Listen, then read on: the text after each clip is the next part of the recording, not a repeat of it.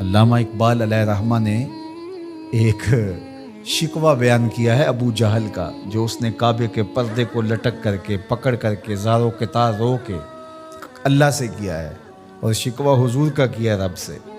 ابو جہل نے کہا کہ اس نے قریش کی عزت کو، ہمارے تفاخر کو خاک میں ملا دیا ہے، اور میرا سینہ بڑا زخمی ہو گیا ہے۔ در نگاہ او یکے بالا و پست، با غلام خیش بر یک خان نشست، کہ اس کی تو نظر میں اونچ نیچ ہے ہی نہیں، یہ تو غلام کے ساتھ بیٹھ کے کھانا کھا لیتا ہے۔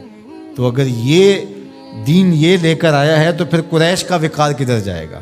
یہ کعبہ کے پردے سے لپٹ کر کے اللہ سے شکایتیں حضور کی لگا رہا ہے ابو جہل۔ اللہ اکبر۔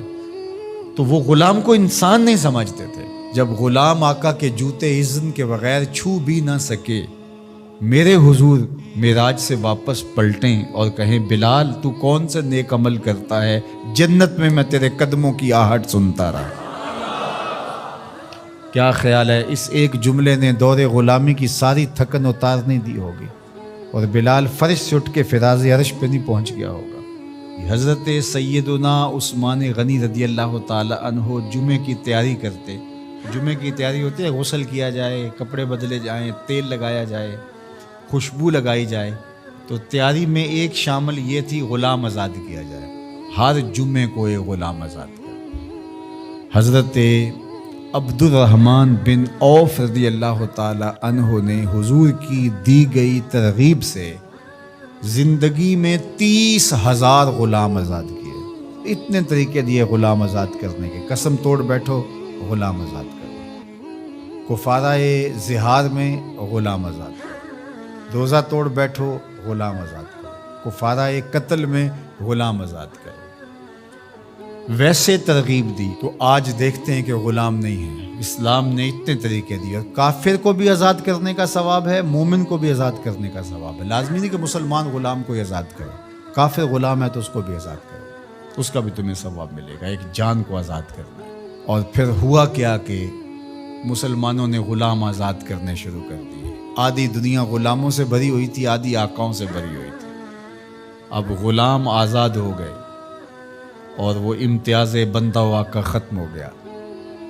ایک سال پاکیزہ معاشرت وجود میں آئی، اور وہ وقت زمانے نے دیکھا کہ حضرت عمر رضی اللہ تعالی عنہ نے مکے کے گورنر کو بلایا کسی کام کے لیے مدینے، تو انہیں پوچھا کہ اپنے پیچھے کس کو اپنا قائم مقام گورنر بنا کے آئے ہو؟ تو انہوں نے کہا ابن ابزے کو۔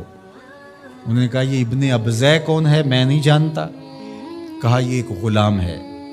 تو کہا اے غلام کو گورنر بنا آئے ہو؟ کہا کہ وہ قرآن جانتا ہے۔ تو حضرت عمر رضی اللہ تعالیٰ عنہ نے کہا مجھے حضور کا فرمان یاد آ گیا، یہ قرآن لوگوں کو پستیوں سے اٹھا کے بلندیوں تک لے جائے گا۔ غلام گورنر بنے۔ ہندوستان کے اندر باقاعدہ ایک خاندان غلاماں گزرا ہے، جس طرح خلجی حکمران ہوئے، مغل حکمران ہوئے، ایک باقاعدہ خاندان غلاماں تاریخ پڑھے، وہ باقاعدہ بادشاہ بنے۔ تو یہ تاریخ ہے۔ بھلا غلاموں کو اس مسند پہ بٹھایا جا سکتا تھا، سوچا بھی جا سکتا تھا، اپنے ساتھ بیٹھ کے کھانا کھلانا، اس پہ شکایتیں لگا رہا ہے رب کے حضور، کعبے کے پردے کو تھام کے ابو جہل کہ از محمد سینہ ما زار زار، ہمارا سینہ زخمی ہو گیا ہے۔ در نگاہ او یکے بالا و پست، با غلام خیش بر یک خان نشست۔ یہ تو غلاموں کے ساتھ بیٹھ کے کھانا کھانے کی بات کرتا ہے۔ اگر یہ دین ہے تو پھر قریش کا وقار کدھر جائے گا؟ لیکن حضور نے غلاموں کو عزت دی، ان کو وقار دیا۔ اللہ اکبر۔ انسانیت آزاد ہی میلاد والے رسول کے صدقے سے ہوئی۔ انسان غلامی کی زنجیروں میں جکڑا ہوا تھا، انسانیت کو غلامی سے آزادی دی ہے تو میلاد والے محمد عربی نے دی ہے۔ تو ہم کیوں نہ پھر حضور پہ درود پڑھیں، اور کیوں نہ حضور کا ذکر خیر کریں۔